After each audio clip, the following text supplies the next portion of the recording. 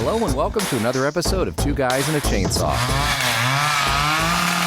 I'm Todd. And I'm Craig. Well, here we are, week 2 in our October Halloween-themed month, which we always do every year. And when we do these movies, we look for movies that are oftentimes set in Halloween time, or at least have a Halloween spirit about them, something that just seems more appropriate for Halloween. And I think it was with that spirit that I selected this week's movie. And I don't even remember how I found it. It wasn't on any of our lists, and I'm not even sure I knew about it beforehand. But Craig had written me a message this week saying that Elvira was talking about possibly hanging up her dress, and also that she had just released a memoir. And so I was like, oh my gosh. So I was going online, I was going down all these Elvira rabbit holes. And I think it was during that process that I stumbled upon some videos of her hosting and lists of what she was hosting. And I came across this title, The Monster Club, which starred Vincent Price. And I was like, okay, cool. Vincent Price, John Carradine, awesome. It's a horror anthology, awesome. It's The Monster Club, and it has this cool poster of all these kind of old horror movie monsters on it. Fantastic. And Elvira has hosted it twice. She hosted it once on her TV series, and again for Thriller Video. And I thought, oh my gosh, this looks to be the perfect Halloween-type movie. Something that maybe you'd throw on during a Halloween party. Something that might even not be too gory, might even be something the family or the kids could watch. And so I just said, Craig, let's do this. And I also sent him links to Elvira's segments of hosting it and everything like that. I thought I would just sit down and watch this as Elvira is hosting it and just kind of relive what I would imagine to be like the ultimate Halloween experience. So this is 1981's The Monster Club, directed by Roy Ward Baker, starring Vincent Price and John Carradine. Have you ever heard of this one before, Craig? The only reason that I had heard of it is because scrolling through Shudder, I had seen the box art, I guess, for lack of a better word, and it looked interesting, but not necessarily like something that I would be immediately drawn to. I mean, it's older. I don't seek out older movies usually, even though I am a big fan of Vincent Price, especially. I just don't tend to seek those movies out. So I was actually kind of excited when you suggested it, and I've been, I'm obsessed with Cassandra Peterson, Elvira, anyway, and, with her name being in the news lately, I've been excited about her too. I ended up not watching her hosting gig because the one that was easy for me to access was on YouTube, and the quality was really low. I watched her introduction to it, and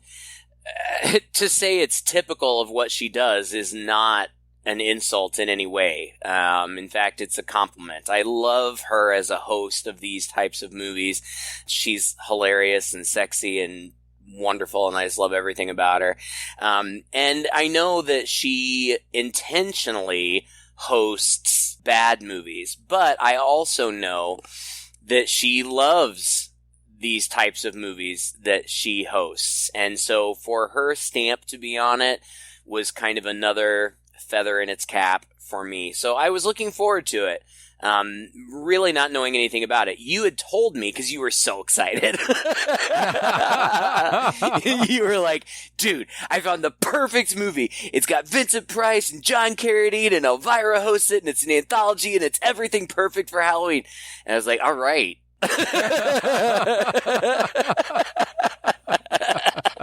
So I didn't know it was an anthology movie either, and we both love anthologies. I love anthologies.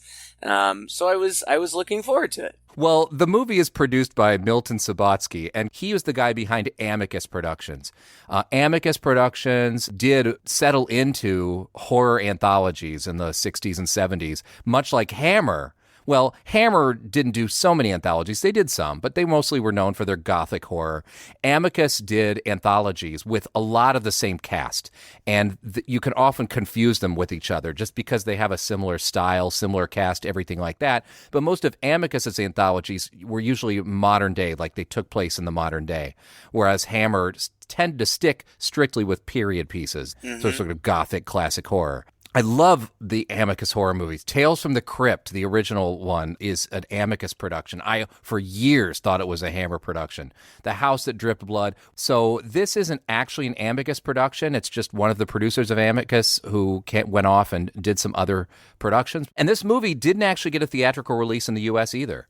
I know. Which is weird, right? Uh-huh. It was released in the U.K., on a limited theatrical run. It wasn't a very big success commercially or critically, which is a shame because they had high hopes for it. You know, the director, Roy Ward Baker, who is a classic director, he's directed a lot of horror, but he's also directed some classic films, like I think A Night to Remember, which is many people claim is one of the most definitive Titanic movies, which was, I think, from the 50s or 40s even. And then the writer here, R. Chetwynd Hayes, who was a famous British writer of scary stories and ghost stories. And so this is actually adapted from his material.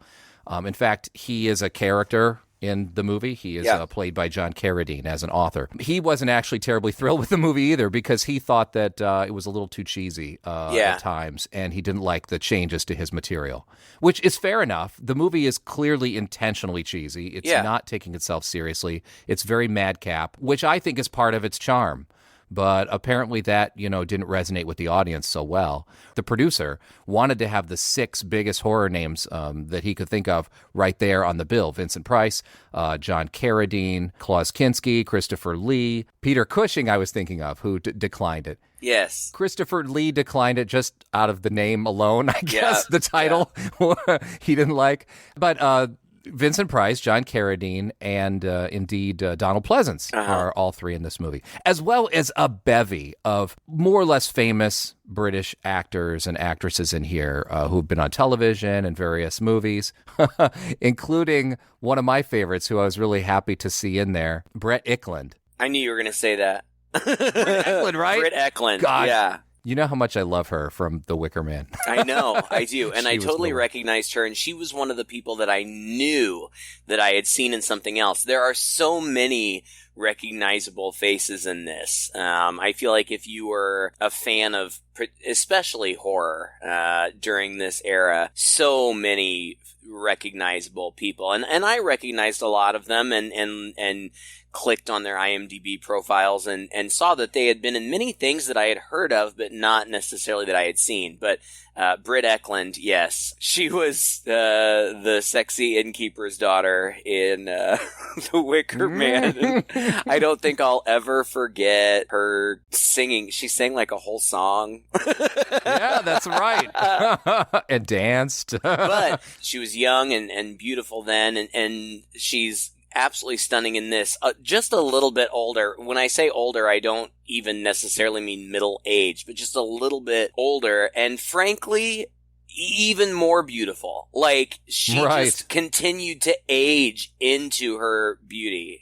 And she plays a relatively small role, but I was captivated by her. Oh, I know, right? I wanted to see more of her. Wanted her to sing again. But there are people in here. Stuart Whitman, again, not. It's a face you would know. He seemed to always play cowboys and sheriffs and things like that. Definitely a leading man back in the 50s and 60s, and still pretty good looking here in 1981. He's in the very last story. Richard Johnson, who plays a vampire father in this, was in The Haunting from 1963. Pretty notorious movie based on Shirley Jackson's novel, The Haunting of Hill House.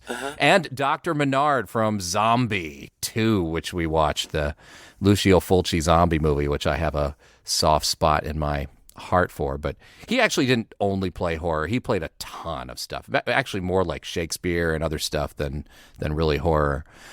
So yeah, you got a smattering of names and people in here, just like you said. So it's just so surprising that it was only licensed for television in the U.S., and I think that's how Elvira ended up picking it up, and then it ended up on home video through her Thriller video. So that's probably how most people in the U.S. ever got to see this movie. You've just paid the price of admission to the Monster Club, the Thriller video treat for this time round. Yep, the Monster Club. They have a 2-drink minimum, but that ain't the bad news. The bad news is that Count Dracula's the bartender. Bloody Marys, anyone? It's a ghoulish goulash starring a pair of macabredom's finest. My old pals, Mr. John Carradine and Vincent, Vinny the P, Price. What is it they say? Forewarned is forearmed? Well, believe me, honey, most of the characters in this movie have at least 4 arms. And going online, I've actually found that there are a lot of people who really have fond memories of this movie, really enjoy it. But it is weird all over the place. It is just a campy, and I say this fond in a nice way, but it's just a campy mess. You know? It's Vincent Price and John Carradine with this goofy wraparound story involving this literal monster club. Vincent Price is a vampire, apparently not a very dangerous vampire, who's stumbling around the streets and kind of on his last drop, I suppose. And he comes across John Carradine, whose character we see right away is an author because he's passing by a bookstore where his novels and his face is on display. I'm famished. Haven't had supper for 2 weeks. Well, I'll be glad to give you some money for food. Can't keep food down. Never could. I'll do anything I can to help you. Anything? Oh, thank you. And he bares his fangs and bites down on him. The next shot is of John Carradine's character just sort of rubbing his neck. Yeah. No visible wound or anything. They're sitting having a cigarette. Yeah, it's kind of silly. And Vincent Price says something which I'm a little confused by, but he says, "I drank your blood, but I didn't bite you." So well, he's I didn't bite hard, or I didn't bite deep or something. And that comes up again. There's a vampire segment in the movie too.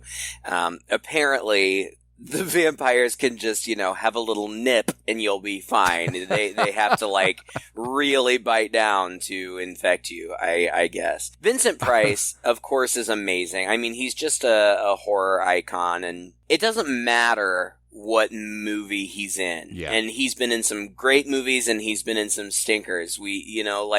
This movie is corny, and late in his career, he was taking sillier roles, I think, because that's what he was being offered. Didn't we do another movie where it was a pretty silly movie that he was in? Bloodbath at the House of Death. Right. I love it. Yeah, I liked it too. He's barely in it, but yeah. Yeah, he was. And his role was really silly. This is the only time in his whole career that he's ever played a vampire. I just random trivia. Vincent Price was a Missouri guy, and I live in Missouri. He was born in St. Louis, but for whatever reason, I'm not exactly sure why, he came to my hometown many times. I live in a small college city. I think population like around 20,000, maybe even a little bit less. But Vincent Price, for whatever reason, visited our city many times. He visited for like our university's homecoming and was in the parade, and our university has a Vincent Price scholarship, which is still going strong. Within the last 5-10 years, the university had a celebration of him, and they held a big dinner because I guess in his later years he wrote a cookbook. Yeah. Did you go to that dinner? I did go to that dinner. That was a lot of fun. I didn't go. His daughter was there or something like that? Yeah. Yeah, it was cool. So I don't know. I mean, it's not really like a familial connection or anything, but just the fact that he, had some sort of connection to my hometown endears me even more to him. Oh, yeah. And he's great. And this is a silly movie, and he's pretty silly in it. And I can only imagine that he and John Carradine probably filmed their roles in a couple of days. They're the wraparound story. So important, but all filmed basically in just a couple of locations. That street that you already talked about, and then the Monster Club. Now, Can you tell me more about John Carradine? Because I feel like I should know more about him, but I don't. Like, the only thing I know, or I think I know, is that he has a couple of famous sons, too, right? David Carradine? And John Carradine Jr., right? David Carradine, right, was in Kung Fu, a lot of action movies. I think he ended up in Quentin Tarantino's Kill Bill.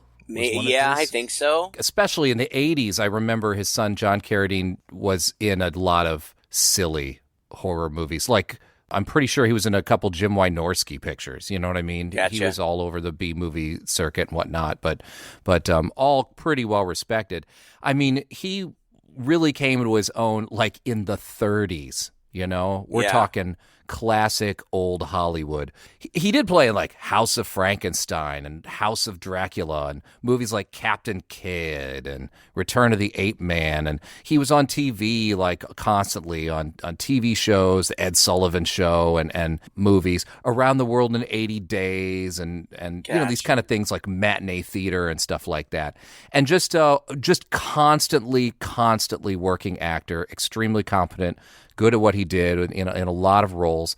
And then it seems like around the 60s or so, he was in a lot of TV series, but then he was also doing like horror films, some good, some bad, most of them kind of silly.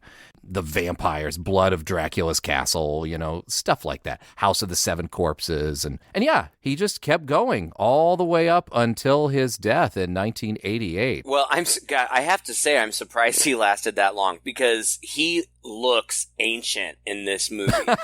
Now, I realize that today, for whatever reason, people seem to be living longer and looking younger as they age. For whatever reason, I don't know.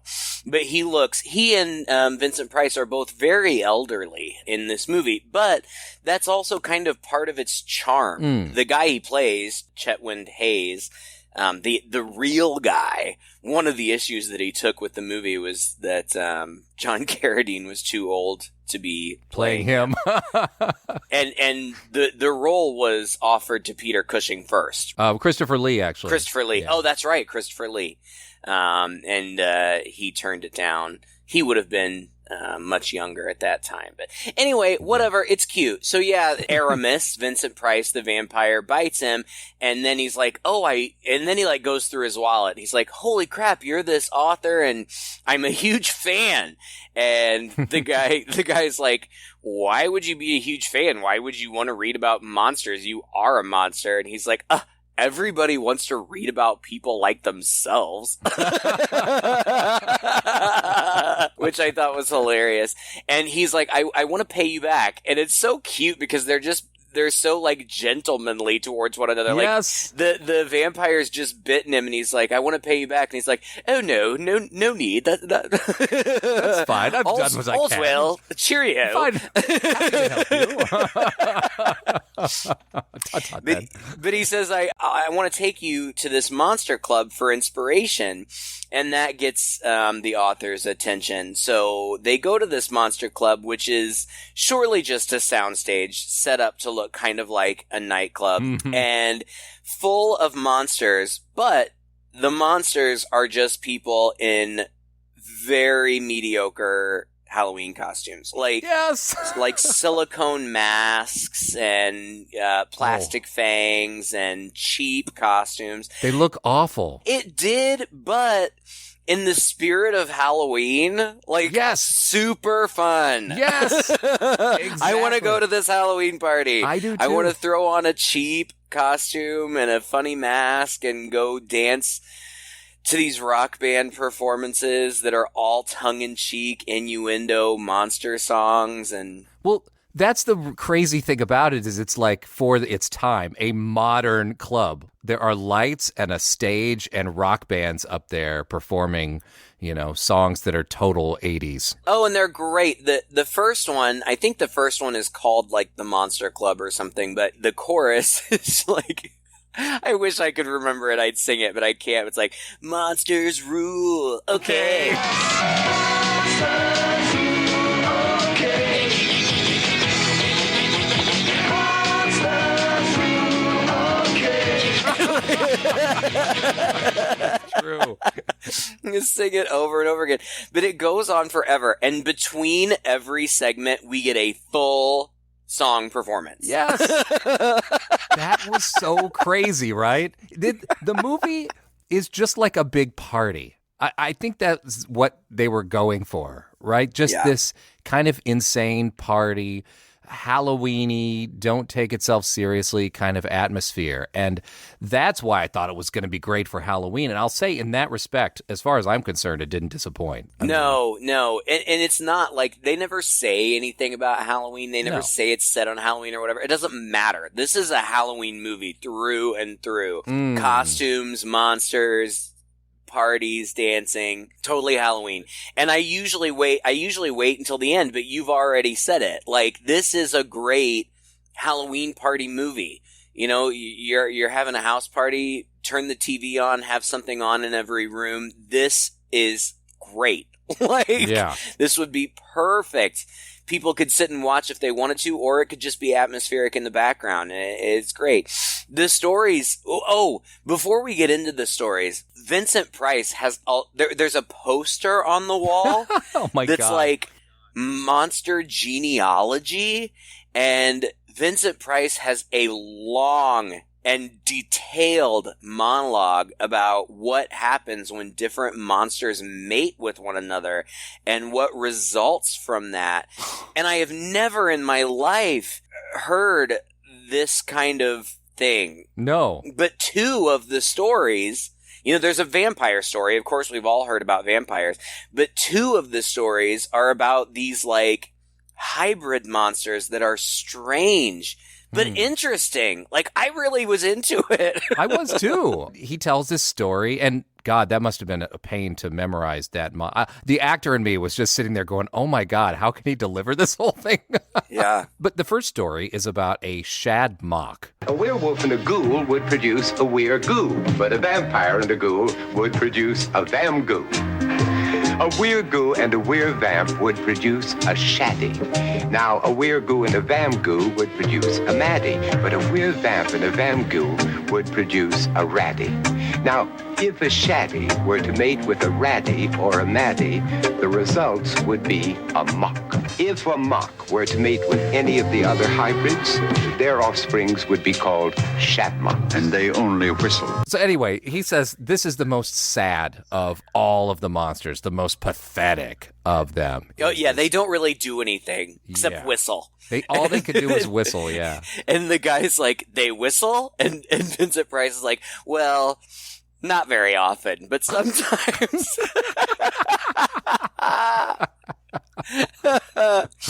and he's like, well, what does the whistle do? And he's like, oh, well, I've only ever encountered one person who experienced the Shadmock's whistle.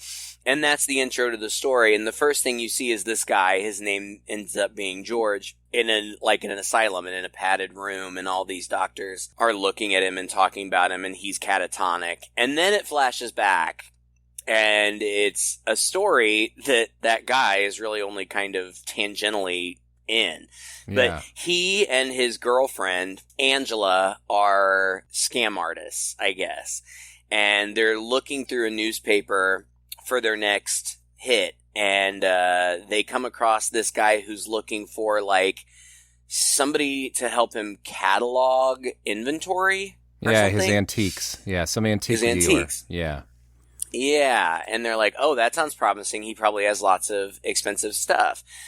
So they send Angela. She goes to his house. It's this big, huge, like, stone Gothic mansion. It's gorgeous. And the guy that answers the door, his name is Raven, even though I don't know that they ever say that. He opens the door, and he's just very pale and gaunt with pale makeup on his skin and dark highlights around his eyes and shadow, and he's kind of in the shadows. He's in the shadows at first, kind of not looking at her as he's leading her through, and talking about how it was very hard to keep secretaries because eventually they couldn't work very well together. And and when he finally brings his face into the light, she is so frightened by him that she runs away, which, like, I don't care. It's not like I'm looking for realism in this movie, but he wasn't...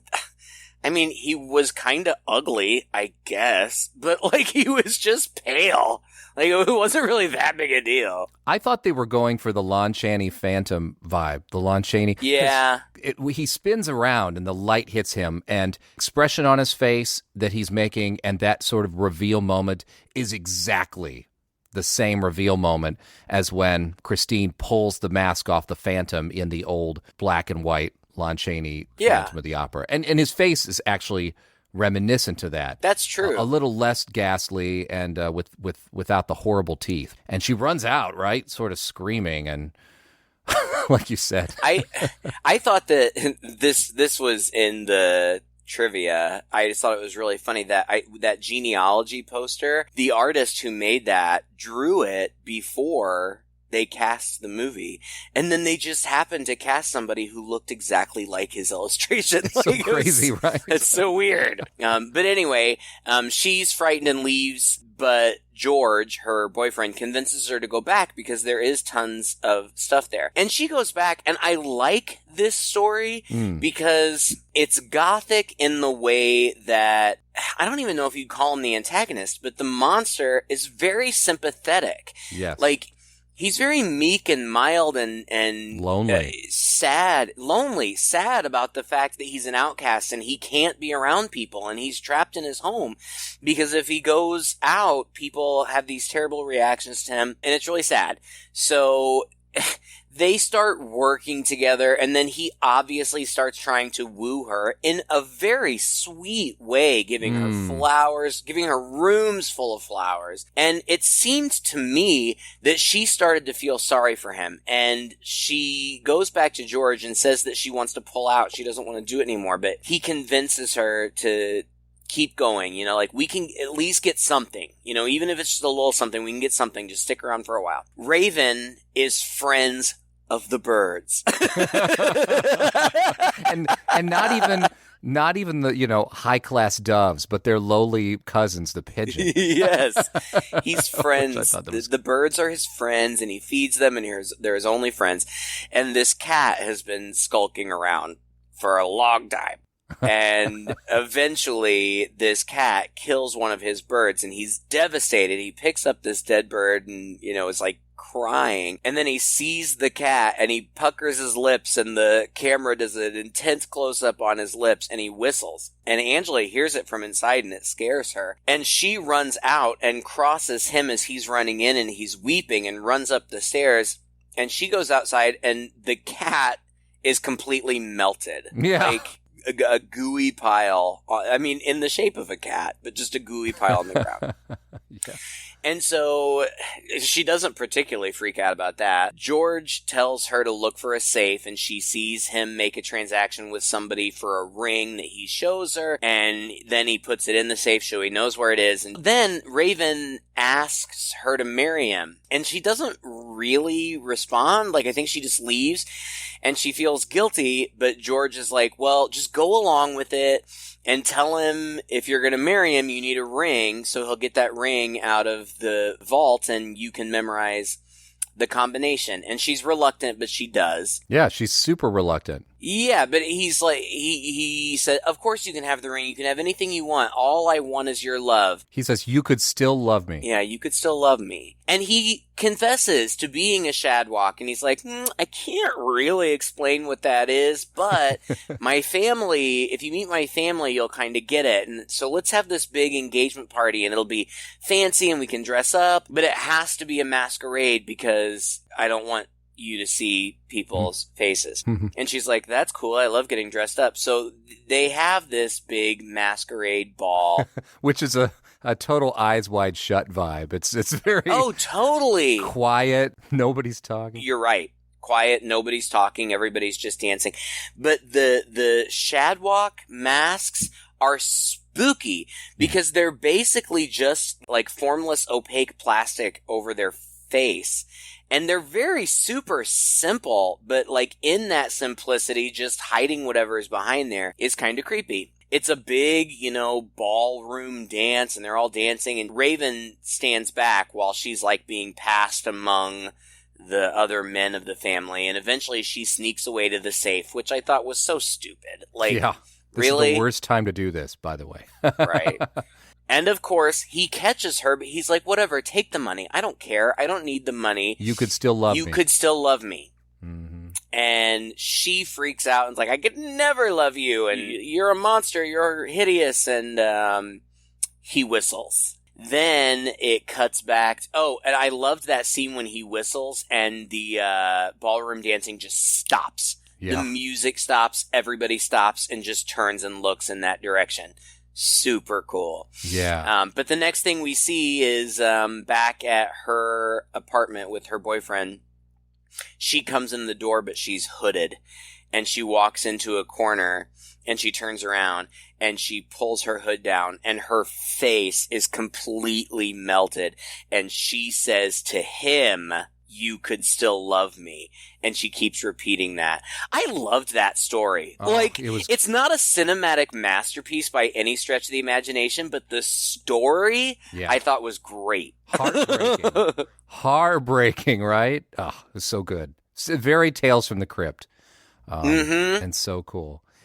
And then we get a song that's I'm Just a Sucker for Your Love. With a vampire song. Hilarious. It's 3 or 4 minutes of just this guy's face. And to be fair, at least, yeah. For 4 or 5 minutes of this guy's face, he was putting on quite a performance. Yeah.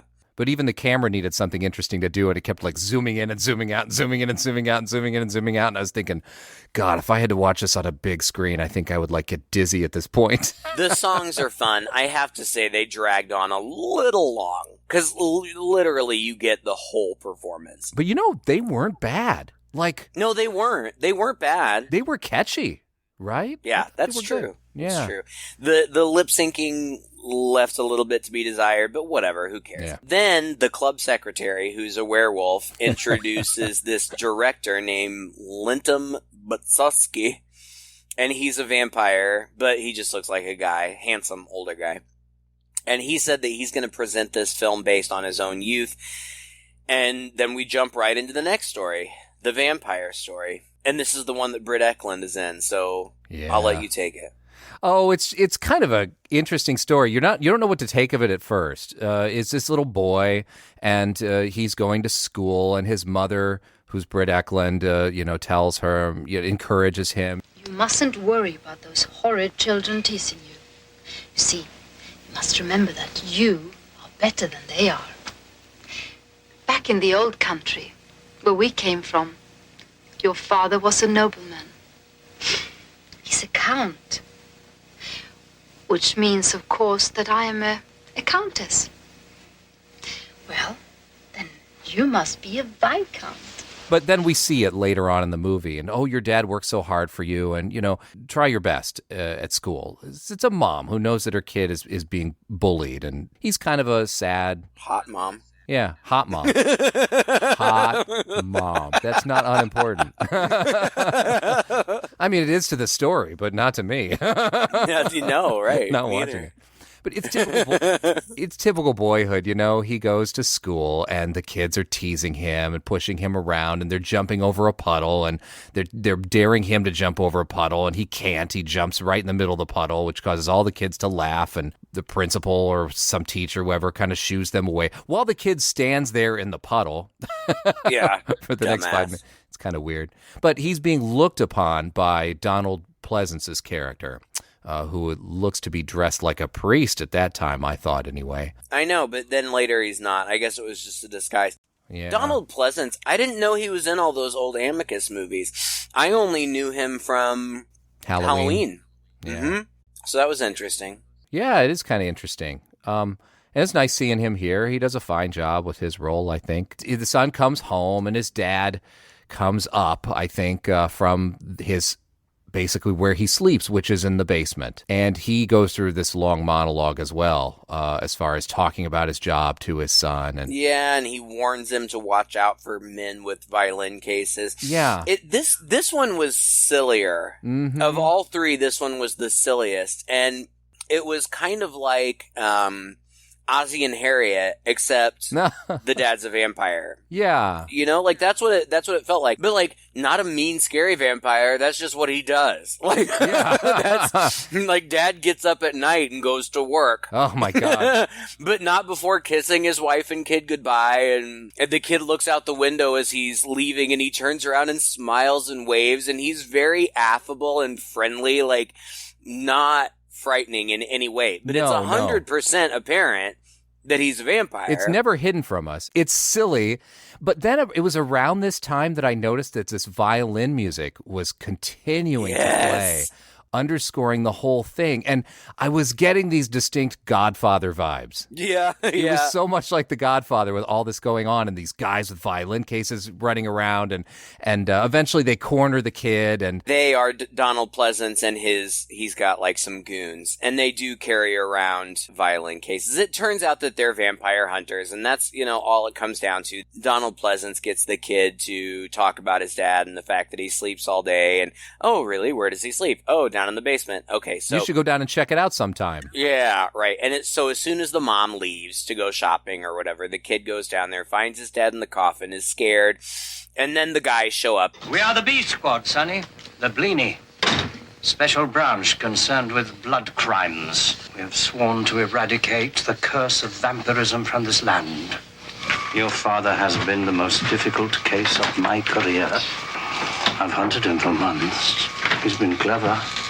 Very clever. But now I've got him. It's total like Untouchables type stuff. It's so silly. Yeah. The mom comes home, but not before this guy has hammered a stake through dad's chest. And then mom comes home and screams. And at that moment, the vampire wakes up in enough time to bite Donald Pleasance on the neck. So now his guys look at him and are like, oh my God, sir, well, now you're a vampire. And he's freaking out. And they're like, well, we're just going to have to stake you, Sorry, sir. Try to make it as painless as possible. If you wouldn't mind laying down over here. How would you be most comfortable, sir? It's so hilarious. And it was kind of hilarious. They go through this just wacky routine now. It's like people bumping their heads into walls and, he holds up a mannequin in front of them, which they accidentally stake and whatnot.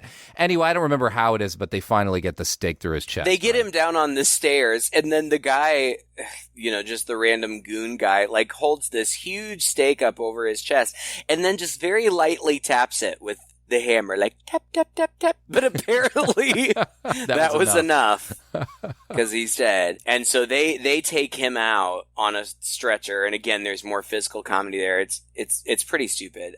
But then we cut back down to the basement where mom and son are grieving, but dad pops up and he was like, thank goodness I always wear my steak-proof vest. He's like, there's tomato ketchup under here. And they all laugh and hug. And the dad says, such a happy family. And then that's it. That's the end.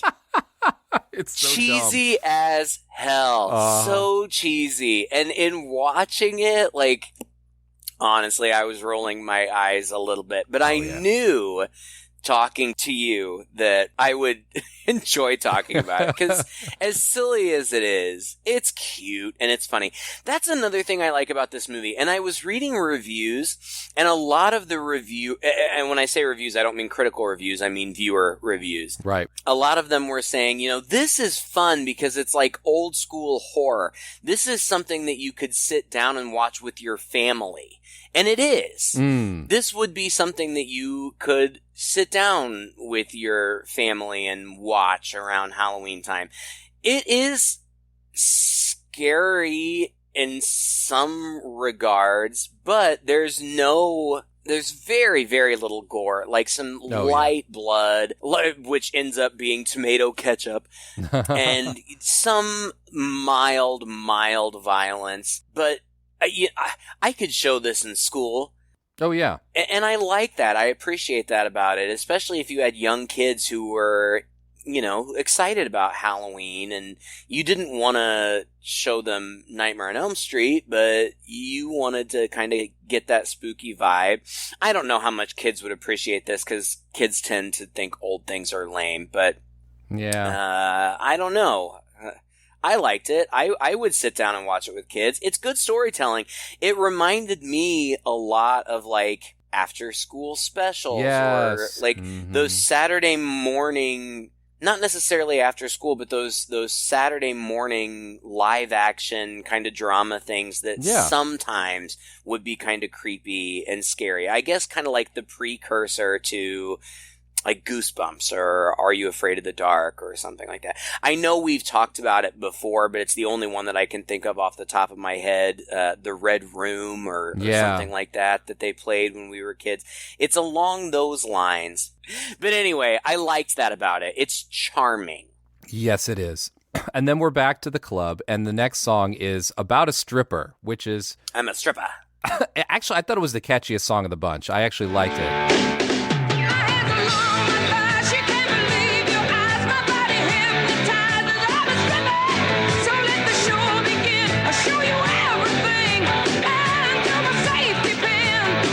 Then, during the instrumental break of the song, suddenly on the other stage, there is a woman who starts stripping. And I was like, whoa, this is actually going to be kind of cool.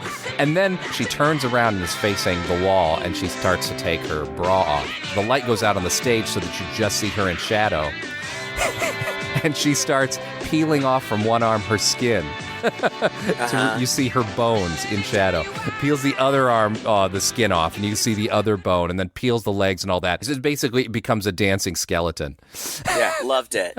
Absolutely loved it. That was brilliant. I thought it was great.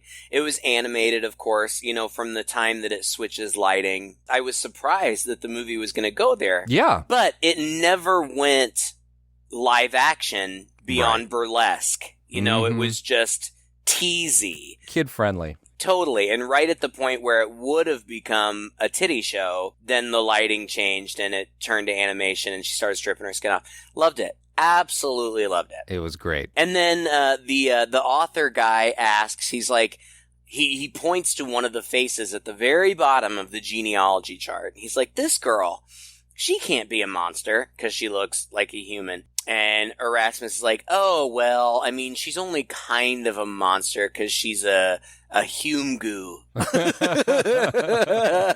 Which is half human, half ghoul. And the author is like, well, what does she do? Like, does she whistle? And he's like, no, they really don't do much of anything. He said, aside from they do have like a carrion appetite, which comes from their ghoulish ancestry, they're really not bad. They really don't do anything. Mm-hmm. But then he tells the story. Well, I don't know if he tells it, but we get the next story, and it's the hume goo story. The hume goo. And it's the last one. And I liked it too. It started out looking like it was going to be another vampire story, but it turns out that that's really what we see in the beginning is a film set, a vampire movie being made. And the director is talking to one of his production assistants and asking about scouting locations. And the production assistant makes some sort of excuse or something. And the director's like, well, fine, whatever, I'll do it myself. So he goes production scouting and then gets in over his head. Yeah, he's driving through the London countryside and following some map or something, drives to this place, and he sees a sign for Ghoulsville and drives down that street. It goes through the forest and then into this massive fog. And as soon as he comes out on the other side of the fog, he is immediately in this very small, like, village, I guess. It looks like a movie set. Yeah. There's a little cemetery there that looks like all the graves have been dug up. There's a little church. Then he walks into what must be like a hotel or a motel or something. And the proprietor walks out and is just super spooky. And he says, who runs things here? I want to check this place out for movie set and ask for permission. And this guy says, oh, the elders. The elders. Well, how do I talk to the elders? Oh, the elders will be back soon. But he walks upstairs and around. This is when he starts getting crowded by just creepy people. Yeah, they appear out of nowhere. That innkeeper, by the way, was played by Patrick McGee or Maggie. I'm not sure. But he had a really disturbing role in A Clockwork Orange. Every role in A Clockwork Orange was disturbing. Well, that's true. But I recognized him. But yeah, those these gray clothed and gray faced people just like appear out of nowhere, and there are a bunch of them. And he tries to go out to his car, and they're like crowded all around him. He gets out to his car, but it's clearly been sabotaged. He yells at them. They push him inside. Yeah, they push him back inside. He locks himself in a room, and then this young girl appears and identifies herself. She talks weird, like, I don't know why, like she doesn't have full language or something. It's weird. She's pretty. Her name is Luna. I saw that she had been in other things. I didn't write it down. She was in Elephant Man. So she brings him food, and she very cryptically, she compliments his clothing. These only clothes we have. Only clothes in boxes. No clothes like yours. Boxes. All come from boxes. Dickin, who worked with hands, make that from boxes. Well, where do you people get these boxes? In ground. On gathering night, all come from boxes. Clothes, wood, food, all from boxes. And you quickly figure out that she's talking about graves from the graveyard, and she says, but now all of the boxes are empty. Mm-hmm. But she tells him that her mother was human, and she's dead now, and I guess they ate her. I don't know. But so she's a Hume-goo, and she basically confesses that he's food. They're going to eat him. But she says, run across the courtyard to the church, because they can't go in there. I can, because I'm only half ghoul. I'm Hume-goo. Right. And so he does, and they try to stop him, but he's able to get in there. And then he finds, I say a corpse, but it's really like a skeleton with a book. And in this book, he reads the story about how these ghouls took over this village. And this part of the movie was genius. Yes. And I would watch like a feature-length film about this and in this style. I agree. I loved it.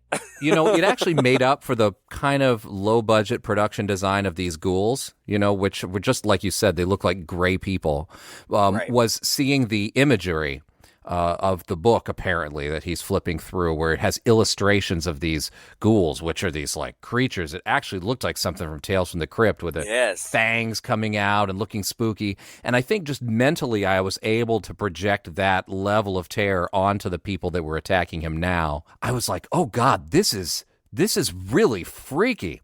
And at that moment, they start throwing rocks. Oh, she runs in, right? So she manages to run in and join him.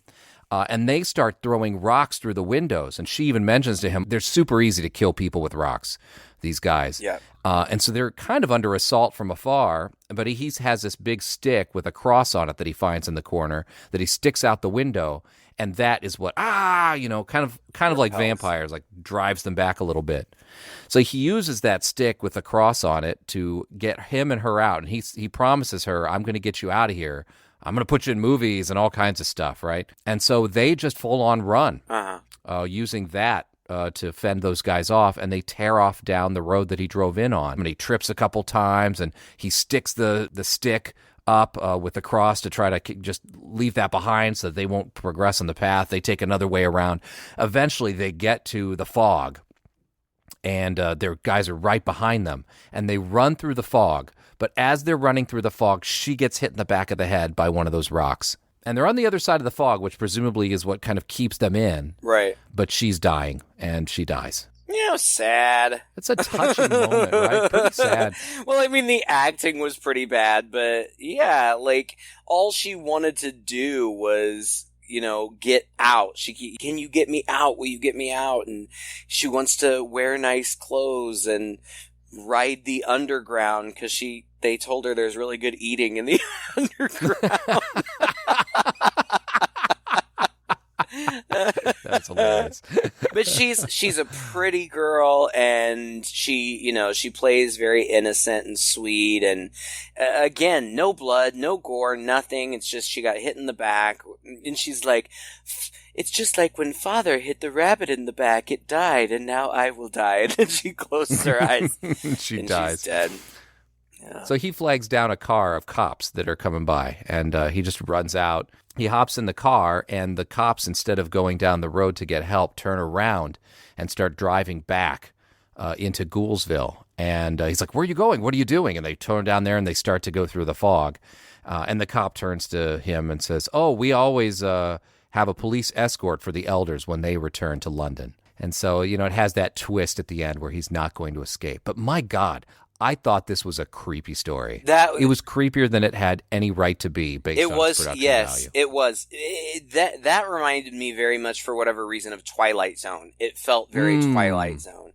Yes. And in a good way, and in the end, he's in the back of the car, and the ghouls, of course, are like pounding on the windows, and then the cops turn around, and they've got the big scary teeth, and that's where it ends. That was the only one that the real author whose stories these are based on, that was the only one that he felt was adapted appropriately. He liked that one. And I did too. And that probably was my favorite one.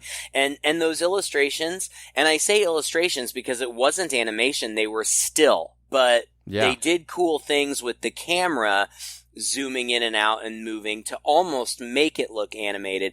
But the illustrations were just great. Like, they looked so good. And seriously, I would watch that movie, the movie of one ghoul showing up and the town minister being like, oh, all God's creatures. And so it takes him in and like washes it up and puts it in bed, and you just see this little ghoul like peeking up over the sheets. I would so watch that movie.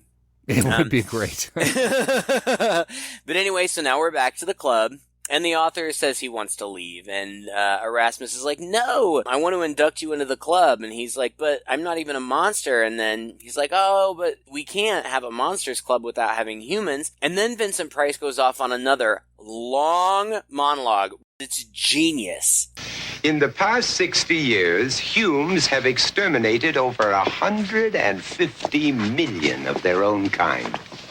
No effort has been spared to reach this astronomical figure, and the methods that they have used must demand our unstinted admiration. Humes began with certain very serious disadvantages, but these they overcame with wonderful ingenuity. Not having a fang or a claw, or even a whistle worth talking about, they invented guns and tanks and bombs and aeroplanes and extermination camps and poison gas and daggers and swords and bayonets and booby traps and atomic bombs and flying missiles, submarines, warships, aircraft carriers, and motor cars. They have even perfected a process whereby they can spread a lethal disease on any part of this planet. Not to say anything about nuclear power. During their short history, Humes have subjected other Humes to death by burning, hanging, decapitation, strangulation, electrocution, shooting, drowning, crushing, racking, disemboweling, and other methods far, far too revolting for the delicate stomachs of this august assembly. I never realized he was so talented. We don't like to boast. You can't argue with anything he said there. It's pretty good. It's a really fitting end to it. And then it just ends with a dance party. And with Vincent Price and John Carradine, like 100 years old, bopping around, dancing with these, let's call them robust women. Oh boy, it was something. And it's just that party at the end. And that's just it. Like, all these people in masks and stuff singing and dancing and partying, and the old guys dancing. A little bit of Rocky Horror feeling there. I felt like they were trying to capture some of that spirit there too, just with the randomness, and all those monsters, horrible monster like masks and things like that. But again, it just felt cool in its campiness. Yep. So yeah, I ended the movie feeling happy. I liked the 3 stories. The third one was definitely my favorite one. The first one I thought was just heartbreaking, touching and whatever. It just great. It was a good mix. It was a really nice balance. It was. You had the heartbreaking one, and then the silly kind of cheesy one, and then the really kind of like creepy one. It was a really good mix. I didn't even mind the songs. I thought the songs would be annoying, but I thought they were fine. They were kind of fun. You can get the soundtrack. I think if you buy the Blu-ray, it comes with not only the soundtrack with the songs, but also some of the score too. I don't know that I need it, but just in case you wanted to. Speaking of soundtrack, did you know, I saw this in the end credits, that the violin music in the background of the second thing was all traditional Transylvanian folk melodies? No. Yes. I totally noticed the music, and I loved it, and I thought that it was genius. Like, they talk about watch out for guys carrying violin cases, and then you've got this heavy violin score. Yeah, it was cool. It's a goofy movie. It's goofy, it's cheesy, it's silly, it doesn't take itself too seriously. I honestly, I understand why the 3 horror legends who didn't take it, I understand why they didn't. And I also know from things that we've talked about before that Vincent Price in his later years was just really not getting the kind of work that he had been getting in the past, and he wanted to continue working, so he would accept pretty much anything that got thrown his way. But that being said, one of, I don't know if it was one of his final films, but definitely late in his career, he did Tim Burton's Edward Scissorhands, which I just think is one of the most beautiful movies ever, and he is absolutely heartbreaking in that movie. And John Carradine is, like you said, he still lived, I don't know, a good 5, 6, 7 years after this, but, and I mean this with no disrespect, but the man looked old. Like, he looks like he's got one foot in the grave. But it's still great to see these old guys who clearly wanted to work and were still getting work, and it's a fun movie. I'm not surprised that it doesn't have huge critical acclaim. I'm a little bit more surprised that it doesn't have more of a cult following than it does, because it seems like the type of movie that's ripe for that. But I'm glad to have seen it. It was fun. I might even watch it again. Yeah, me too. Especially around Halloween time. Yeah. Well, thank you again for listening to another episode. If you enjoyed this, please share it with a friend. We have plenty of more Halloween-themed episodes coming up for you this month, so please stick around. Just search us Two Guys and a Chainsaw Podcast, and you'll find our YouTube page, our homepage, our Twitter feed. If you can think of a good Halloween movie for us to do this year or next year, just let us know, just by submitting to a comment on one of those places, and we'll be sure to put it on our list. Until next time, I'm Todd. And I'm Craig. With Two Guys and a Chainsaw.